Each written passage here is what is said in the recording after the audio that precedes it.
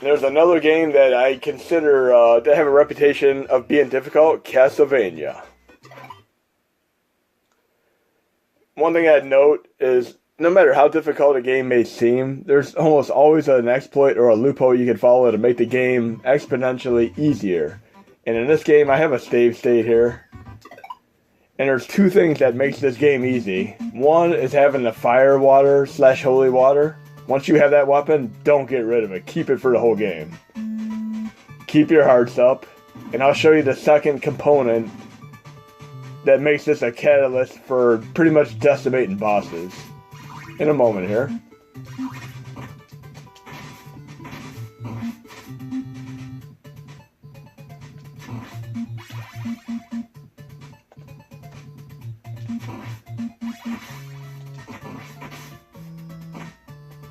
Now, I'm not sure if any of you have played the PS3, Xbox 360 MMORPG style Castlevania game, but that was a fun game I played for a while, and that 10th stage in it was pretty much to the T, this entire Castlevania game, and I found it pretty awesome.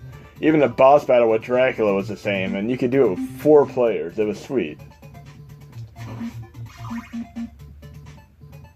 There was almost like a little bit of an Easter egg in it too. You had like Sonic the Hedgehog type boots that helped you run faster through the game, and to that point the game was slow until you unlocked those.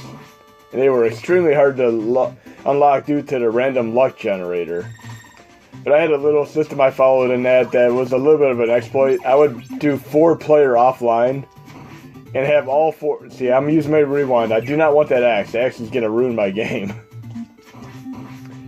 But I'd pretty much do 4-player offline, and every time I'd beat the final boss battle, I would get 4 loot drops that I could pretty much swap out between characters, and I was able to get all the loot in the game just by doing that.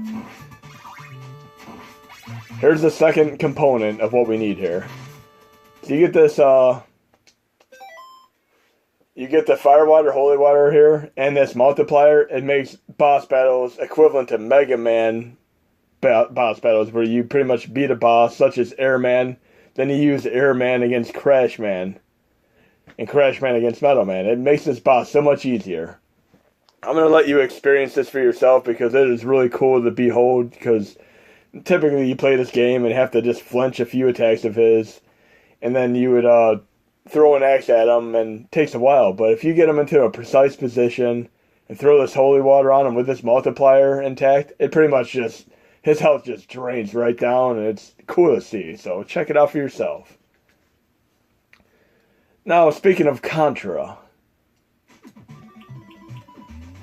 a lot of people use the 30-man code in Contra, but I do not consider Contra to be that hard of a game. There are way, way harder games out there.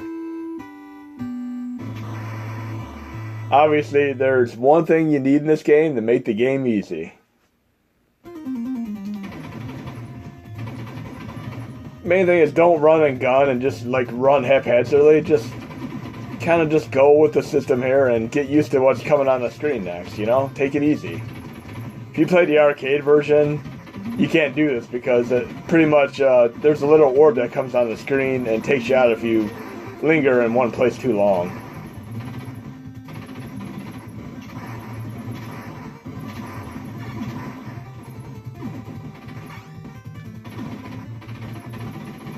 But this game has like very well designed controls. I mean, it's an exceptional game, and with a little bit of practice, it really is not that difficult of a game. Like I said, there are far more difficult games out there, and I'm going to show you one of those next.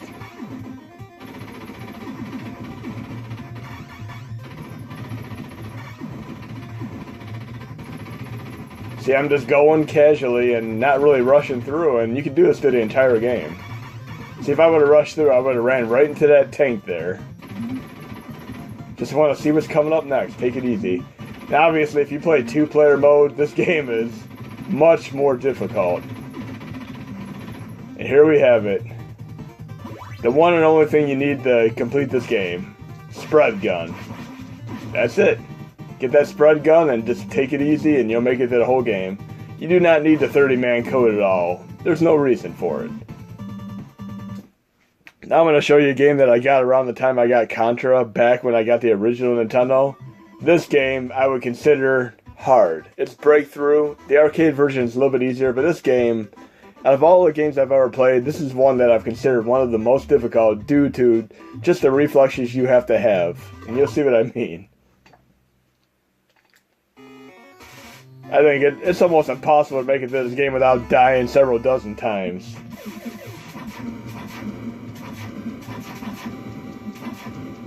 There's rock formations that you have to jump over, and you have to have the right degree of acceleration to come up short or too far, and you'll see what I mean here. Look, I'm dead already. And this is one of my personal favorites, underground, obscure titles to play on NES. See right there, that's what I'm talking about, that I didn't have enough acceleration to jump over that. But I think you'll be dying way, way more in this game than you will Contra. It's a hard game. So check it out, Breakthrough for NES. Let's see what else we have here to go through today. We're going to go through this interesting Atari 2600 game that I consider extremely challenging. And this is one of those games where if you don't read the manual, and even back then we didn't have the internet as a luxury to help us get through games. This is a bitch of a game to learn and get through. And there's also a contest related to the Sword Quest games where you'd actually get a real sword. And unfortunately they canceled that. I mean, you can look it up online, but there's a contest and everybody's getting into it. And then we had the video game crash, and just money wasn't as much a luxury as far as doing these type of contests at that point, and they just dropped the contest and gave kind of a runner-up prize to the person. But Sword Quest Earthworld is a difficult game. And like the Game & Watch game where you have the items and everything, and Indiana Jones, I mean, I'm playing this game, and typically I would just load up a game and start playing it, and then I'd go back to the manual and read it. This game is almost incomprehensible until you really know what you have to do. It's ridiculously challenging as far as intuition.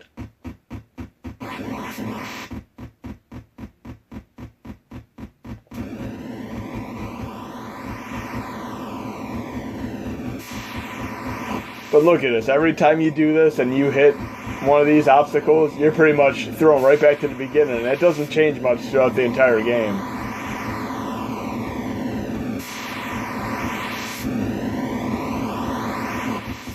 But we have rewind.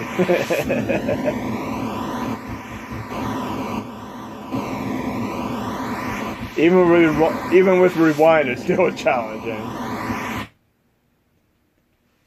But anyways, that's Sword Quest Earthworld, and I've never beaten this game. I've never beaten the Indiana Jones game. I'm going to have to actually take the time to read the manual and do a little bit of research on game facts, look up the facts and tutorials on this, but it'd be fun to go back to this. As a kid, this game was pretty much a lost cause for me. But now that I'm more mature adult and I'm able to actually pretty much commit to a game, I think I might be able to finally beat this game. Now we're going to look at an example on Super Nintendo here. I love games like Killer Instinct, Tekken, Soul Calibur, and Street Fighter, and Mortal Kombat. But this game right here takes the cake for being one of the most challenging fighting games ever. The AI on this game, particularly in the Super Nintendo version, is just completely off the charts. It's at 11 from the get-go. If you want to have it a little bit easier, play the Genesis version. If you want to be a masochist, play the Super Nintendo version. You can't just come into this game and start mashing. It doesn't work out too well. Normally, you could play an arcade game, and on the first opponent, you could pretty much just mash away and take out that opponent with ease, but you can in this game.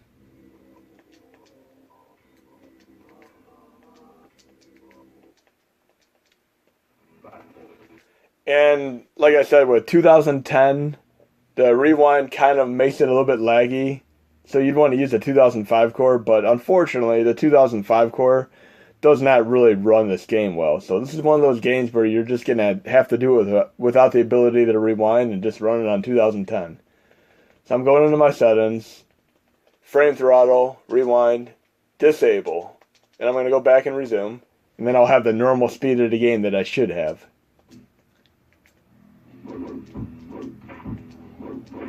And I'm going in and I'm just trying to just haphazardly mash away at the first opponent in the game, and I'm getting my ass kicked. Just like that.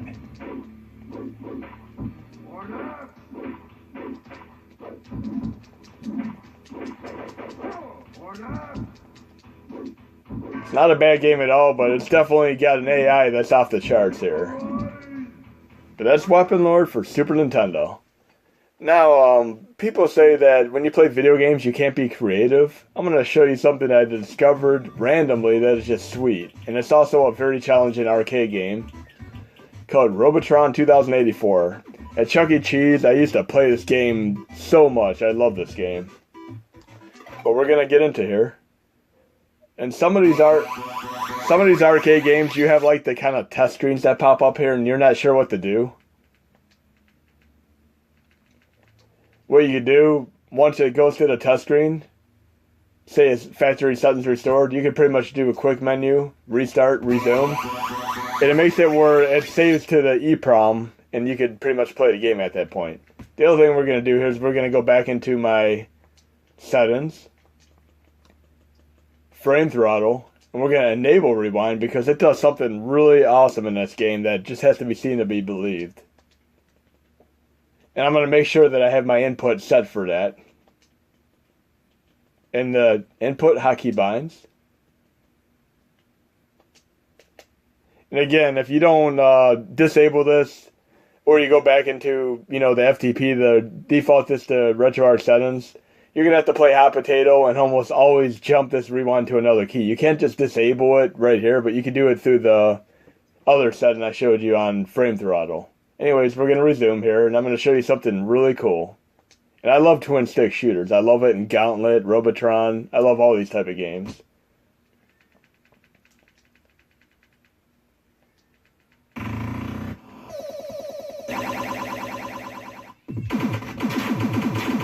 If you want to talk a challenging game, this is a challenging game. Check out what I'm about to do here. I'm going to start rewinding it and watch what happens. Look at this. That is cool as hell. So they say I can't be creative if I play a video game. I just did art right there. Look at that. Art. Anyways, that was Robotron 2084, one of my favorite games. Then we have another awesome arcade game that's very challenging, Smash TV. What people don't realize is there's another game that followed up, almost like a pseudo-sequel to Smash TV that was equally awesome, and it had more of an Akari Warriors feel to it. And I'm going to show you that next. This is another twin-stick shooter, and like I said, I'm a big fan of twin-stick shooters. Bingo! Bingo! Let's go! And the Super Nintendo version of this is really, really well done port. It's exceptionally well done port.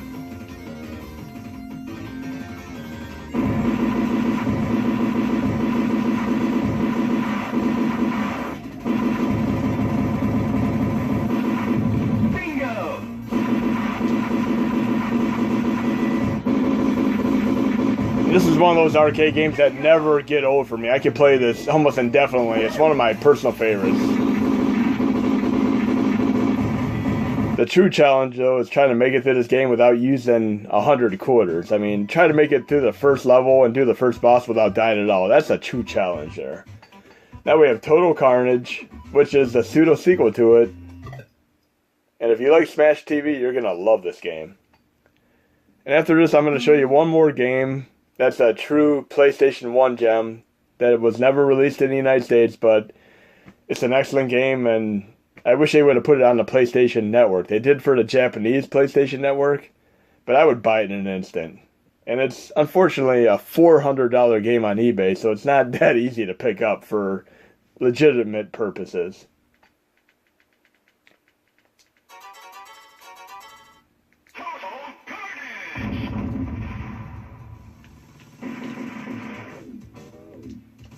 A lot like Smash TV here. I love what happens when you go to the little landmines here. Watch this. Let's see if I can do this. Unfortunately, I missed the landmine, but it does a really cool 3D effect if you hit it.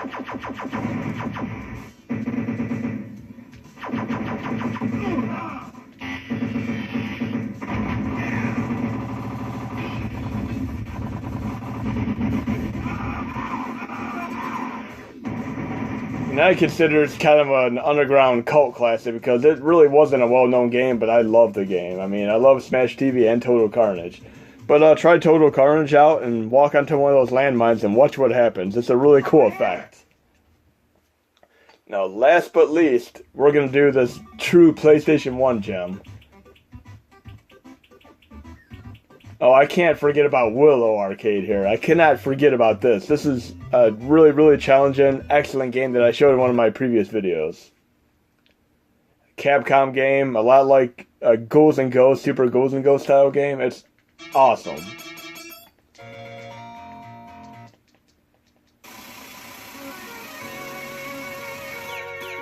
Everything about this game is top notch. You got the excellent soundtrack, you got the good controls, gameplay, you got shops you could go to. I mean, this has all the hallmark makings of a Capcom game, and there had to be licensing issues that prevented it from being released on the home market, but this game would have been perfect on the Super Nintendo when that came out.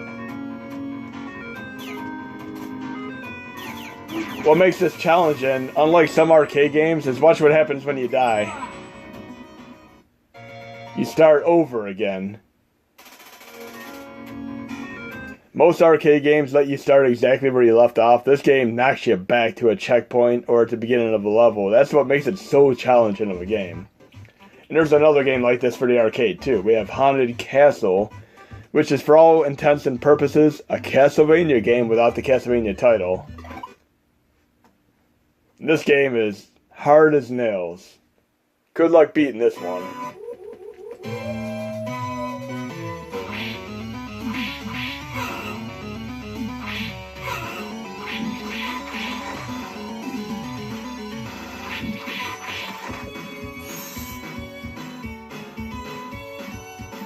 It's got everything, all the visual, audio bits of Castlevania. It's called Haunted Castle. You would never know it's a Castlevania game unless you really dug into it and paid attention. Look at that, game over just like that. This is one of the hardest arcade games you could ever play. It's ridiculously hard. And that may be one of the reasons why it isn't well known, because it really just kicks your ass. Now for our final game today, we're going to do this amazing PlayStation 1 game that I came up with. It's called Chipoki Ralph no Debuken. I'm hoping I'm pronouncing that right, but it translates to Adventure of Little Ralph. It is an exceptional PlayStation 1 actioner that is a lot like Strider, but it's also hard as balls. This game kicks your ass relentlessly.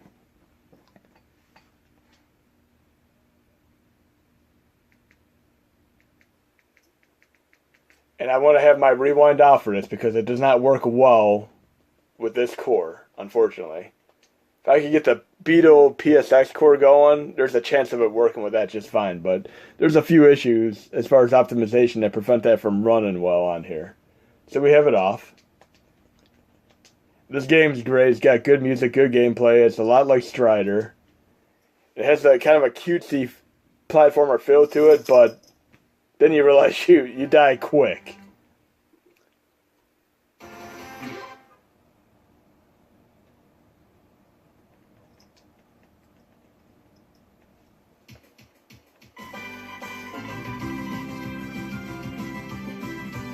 Doesn't seem like it's a hard game, does it? I mean, it's got this really upbeat music, like, oh yeah, I can just run through here and just do whatever I want, make it through here easily. But no, it doesn't work out quite like that when you really get into it, especially in the later levels.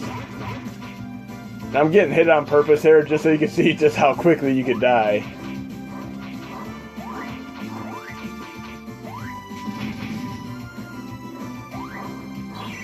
Just like that.